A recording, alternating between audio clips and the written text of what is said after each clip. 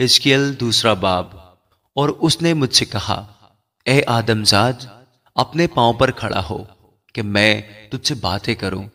جب اس نے مجھ سے یوں کہا تو روح مجھ میں داخل ہوئی اور مجھے پاؤں پر کھڑا کیا۔ تب میں نے اس کی سنی جو مجھ سے باتیں کرتا تھا۔ چنانچہ اس نے مجھ سے کہا، اے آدم زاد، میں تجھے بنی اسرائیل کے پاس، یعنی اس باغی قوم کے پاس جس نے مجھ سے عداوت کی ہے، بھیجتا ہوں۔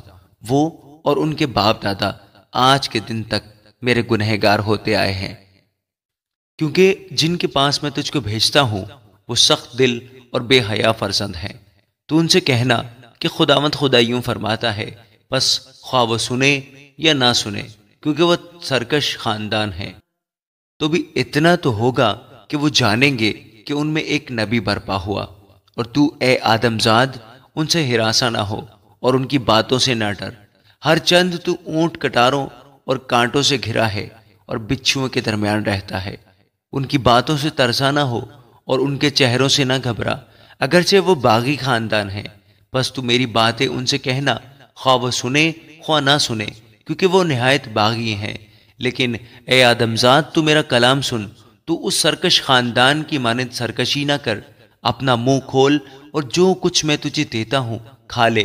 اور میں نے نگاہ کی تو کیا دیکھتا ہوں کہ ایک ہاتھ میری طرف بڑھایا ہوا ہے اور اس میں کتاب کا تمار ہے، اور اس نے اسے کھول کر میرے سامنے رکھ دیا۔